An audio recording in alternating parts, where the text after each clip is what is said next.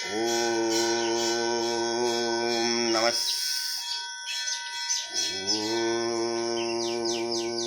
सम्पूर्ण दर्शक महानुभावज्यूहरुमा मजंगी बाबाको तर्फबाट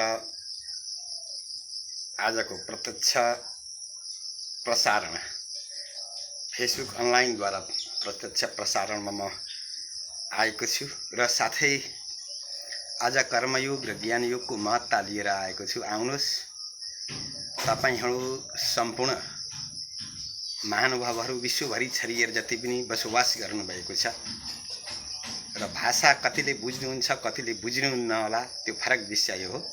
तपाईले भाषालाई परिवर्तन गरेर पनि बुझ्न सक्नुहुन्छ र म आज आएको छु। आउनुहोस् तपाईहरुको श्रद्धा भक्ति स्नेह त्यसैले यो जीवन चलेर आइरहेको छ र जीवनमा विविध प्रकारका समस्याहरू आउने गर्छन्, उल्झनहरू आउने गर्दछन्। विविध प्रकारको समस्यामा मान्छे उल्झिएको हुन्छ। सर्वप्रथम त आजको दिनमा म तपाईहरुको सामु आएको छु केही समय वार्तालाप गर्न। केही ज्ञान योग केही कर्मयोगका विषय कसरी हुन्छ भन्ने हामीले पहिले कर्म गर्नु पर्दछ अनि मात्र कर्मले मात्रै थाहा हुन्छ। कर्म नगरिकन ज्ञान हुँदैन अनि ज्ञान नभइकन मुक्ति हुँदैन। संसारबाट मुक्त हुनका लागिलाई कर्म र ज्ञानको विशेष आवश्यकता पर्दछ। तपाईहरुलाई मैले अहिले यहाँ देखाइरहेको छु र तपाईहरुले हेरिराख्नु भएको छ। यो मैले आफै निर्माण गर्ने गरेको हाम्रै स्वदेश भित्र भएका वनस्पति जडीबुटीहरुद्वारा निर्मित औषधि हो। तपाईहरु यसलाई नित्य रूपले सेवन पनि गर्न सक्नुहुन्छ घरेलु भन्देखि। अर्को तपाईहरुलाई जब समस्या पेटका आउँदछन् केही आउँदछन् भने त्यसका लागिलाई आफै पनि निर्माण गर्न सक्नुहुन्छ र यसलाई कसरी बनाइन्छ, कसरी उपलब्ध गरिन्छ, कहाँबाट उपलब्ध गरिन्छ, कसरी र निर्माण कसरी गरिन्छ अनि सेवन कसरी गरिन्छ भन्ने विषयमा म तपाईहरुसँग आज केही यसका विषयका र अन्य ज्ञान गुणका विषयका केही कुराहरू लिएर पनि म यहाँ आएको छु। साथै योग साधना प्रबल रहनुहोस्। योग साधनामा कहिल्यै पनि मनलाई प्रबलता बनाउनु छ भने योग साधना र कर्म साधना गर्नुपर्दछ। कर्म साधना गरिएन भने सफल हुँदैन कहिले पनि। सफलताको सूत्र नै कर्मयोग हो जसमा निरन्तरता भइराख्नु पर्दछ। अनि जति पनि कर्मयोग ज्ञान योग र भक्ति योगका साधनाहरू छन् ती पुस्तकहरुमा भित्र मात्र सीमित हुँदैनन् कहिल्यै पनि। अर्थात् ती हरदम निरन्तर लागू रहन्छन्, कसैमा कुनै परिभाषाले कसैमा कुनै परिभाषाले, जसलाई सकारात्मक र नकारात्मक दुवैतिर लिइन्छ र दुवैतिर हेर्ने पनि गर्दछन्।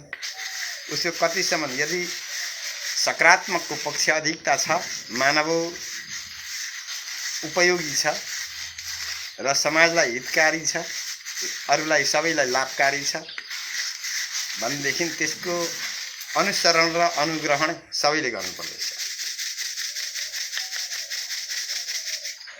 अनि जुनमा नकारात्मक छन्, जहाँ अज्ञानता छ, त्यो अज्ञानतालाई दूर गरिएन भनेदेखि कहिल्यै पनि कुनै वस्तुको बोध हुँदैन। अनि ज्ञान जबसम्म कर्म गरिँदैन तबसम्म ज्ञान हासिल हुँदैन। पोथी पढ जगमुआ पण्डित भएन कोही, ढाई आखर प्रेमका भजेस्यो पण्डित हो। किनभने सबै शास्त्रहरूको ज्ञान भएर पनि यदि मनमा लगाव छैन, स्थिरता छैन, दृढता छैन भनेदेखि त्यसको औचित्य पनि त्यति छैन संसारमा। किनभने मनुष्य त जन्मिन्छन् अनि मर्दछन्, यो त प्रथा हो। जन्मिने मर्ने कर्म गर्ने त प्रथा हो। शरीरलाई आलस्य बनायो भनेदेखि शरीर सधैँभरि आलसी हुन्छ। योगा पनि गर्दै गर्नुहोस्। बिहान बिहानको समयमा खाना नखाइकन, खाना नभएको खाली पेटमा बिहानको समयमा, बेलुकाको समयमा ध्यान मात्र गर्नुहोस् भने बिहान विविध प्रकारका पेटलाई साधना,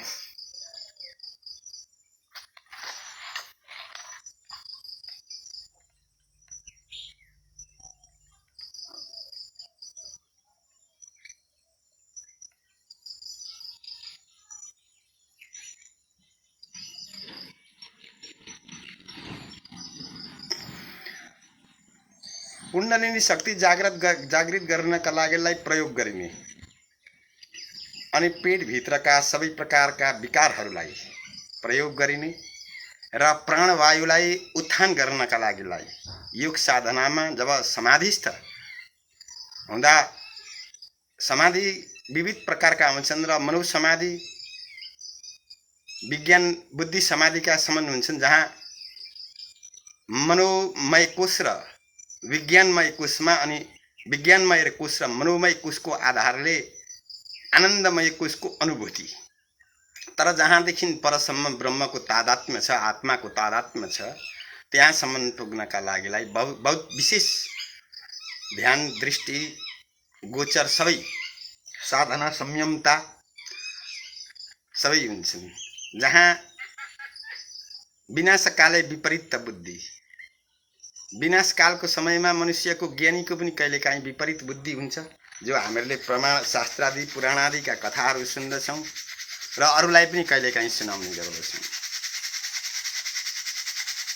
कर्म नगरिकन कुनै पनि जीवको अस्तित्व कहीँ पनि हुँदैन र त्यही कर्मका लागिलाई भगवान श्रीकृष्णले अर्जुनलाई गीताको उपदेश गर्नुहुन्छ। युद्धको मैदानमा गएको व्यक्ति युद्ध गर्न छोडेर